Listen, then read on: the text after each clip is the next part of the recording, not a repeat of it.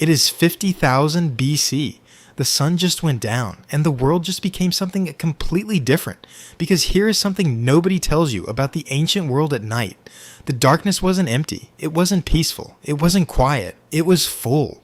Full of things that had spent millions of years evolving specifically to hunt in the dark.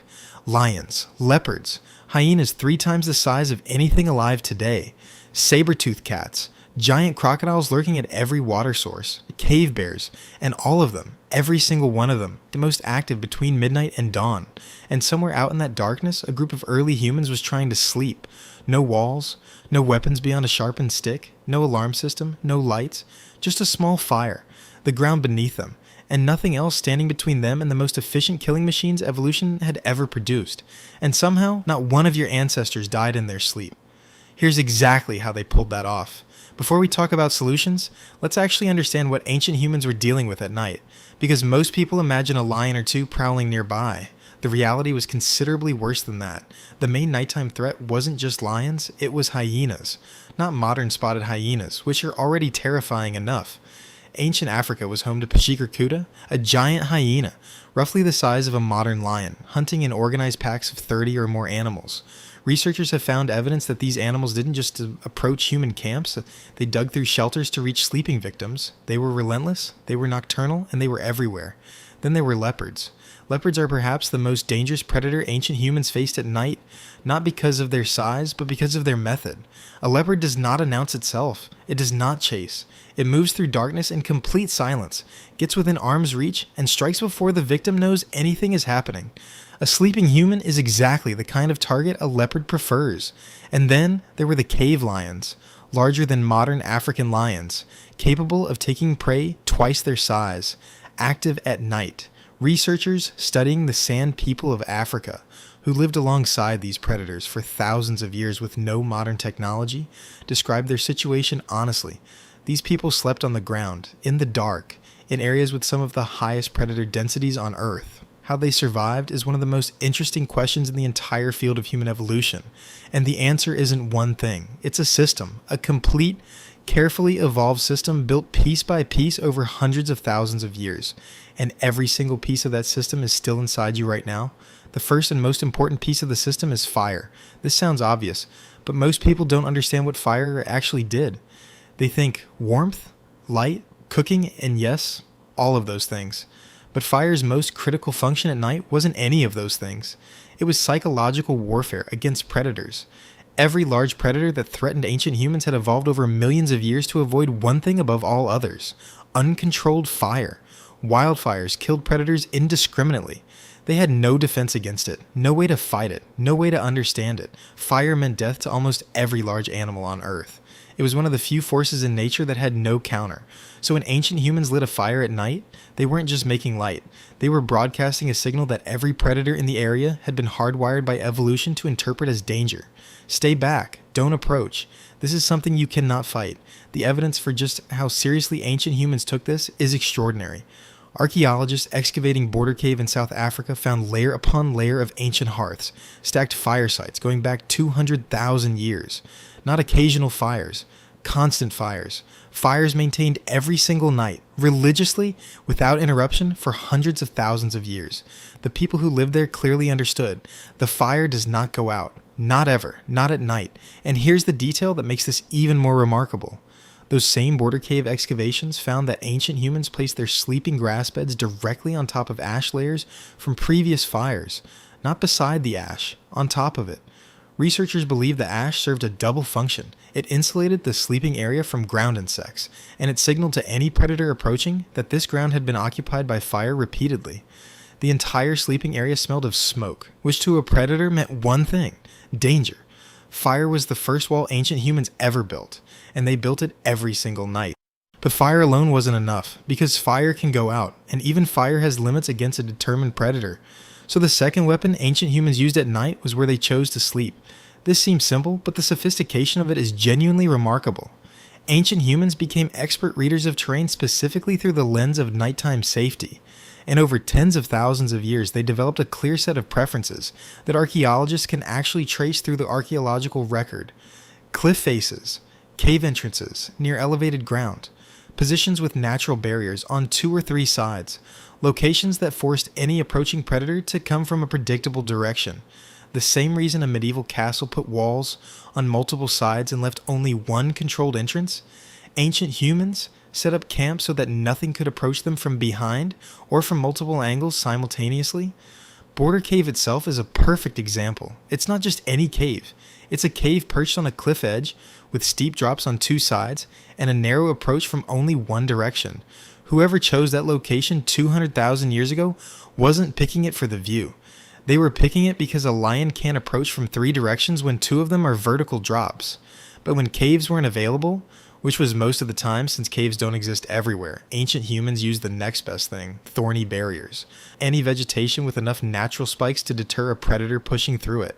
Researchers studying traditional sand communities in Africa found that these groups built what they called thorn enclosures, circular barriers of densely packed thorny branches surrounding their sleeping area, not high enough to keep a determined lion out completely, but high enough to slow it down, to make it make noise getting through, to give the people inside time to wake up and respond.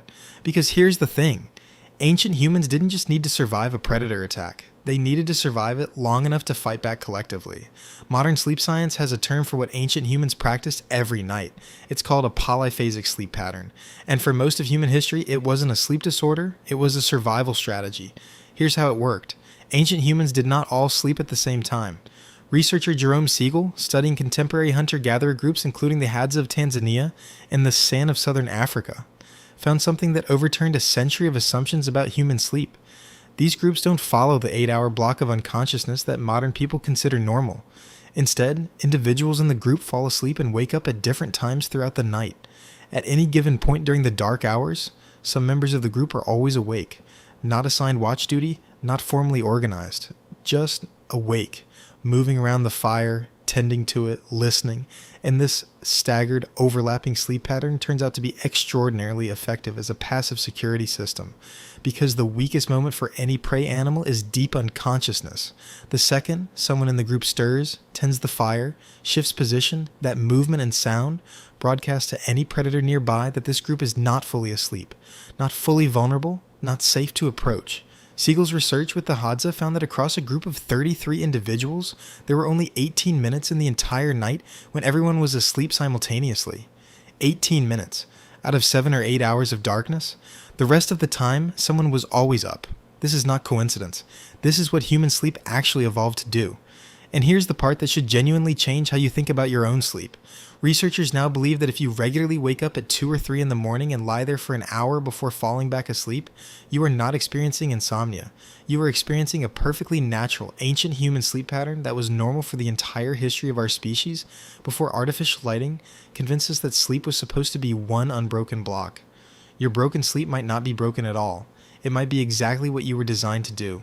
Here's something that modern humans have almost completely lost, and ancient humans depended on every night of their lives: the ability to hear danger before it arrives. Researcher Yedish, studying the Tsimane people of Bolivia, a group that still lives, largely without artificial lighting, found something remarkable. In the morning, people in the group would report to each other exactly which animals they had heard during the night. Not because they were assigned to listen, but because their sleep was so attuned to the sounds around them that specific sounds woke them and registered clearly enough to remember. A rustle at a certain distance means one thing.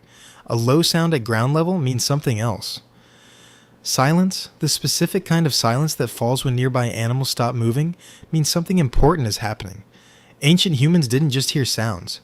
They had built up over generations a complete library of what each sound meant, which direction it came from, and what response it required. A breaking twig 20 meters away in the direction of the water source at 3 a.m. meant something specific and actionable. They knew what to do before they were fully awake. And then there is something even more primal than sound, something researchers have only recently started studying seriously: the hypnic jerk.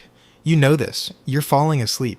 Suddenly your entire body convulses and you're jolted awake, heart pounding, completely alert. Modern medicine calls this a hypnic jerk and for years treated it as an annoying glitch in the nervous system. It's not a glitch. It's a feature.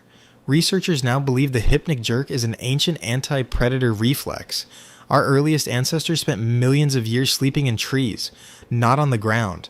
And when an early human started to drift too deep into sleep in an unsafe position, or when something changed in the sounds or movements around them, the nervous system triggered a full-body startle response that brought them back to complete alertness in under a second.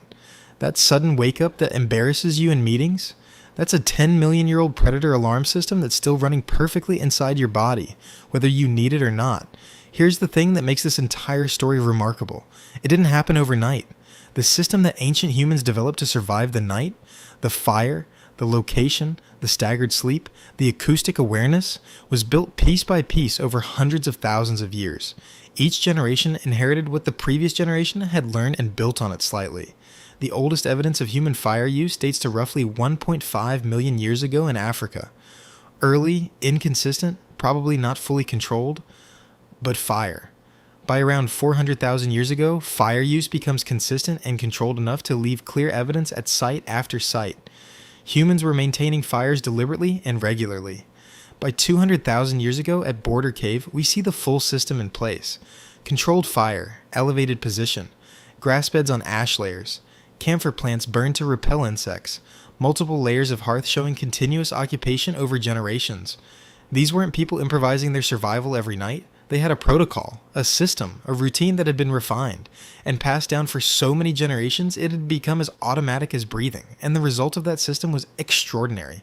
Evolutionary anthropologist Charles Nunn has studied what happened to human sleep as we transitioned from sleeping in trees to sleeping on the ground.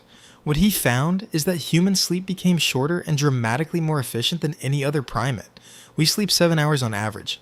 Chimpanzees sleep 9 to 10, other primates up to 17, but our sleep produces more REM sleep per hour than almost any other mammal on Earth. Why? Because our ancestors couldn't afford to sleep long. Every additional hour unconscious on the ground was another hour of risk.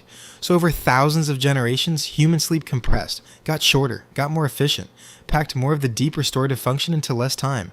You sleep fewer hours than almost any other primate alive, and you probably still complain about being tired. Your ancestors did not have that luxury. So here's what it actually took to survive the night 50,000 years ago. You needed fire that never went out. You needed the right location, defensible, elevated, exposed from only one direction. You needed thorny barriers when caves weren't available. You needed a group that never fully went to sleep at the same time. You needed ears trained over a lifetime to know what every sound in the dark meant. And you needed a nervous system wired by millions of years of evolution to jolt you from unconsciousness to full alert in under a second. And here's what I want you to sit with. Every one of those things is still in you. The fire you're drawn to at a bonfire. The instinct to sit with your back to a wall. The way you wake up at 3 a.m. for no obvious reason.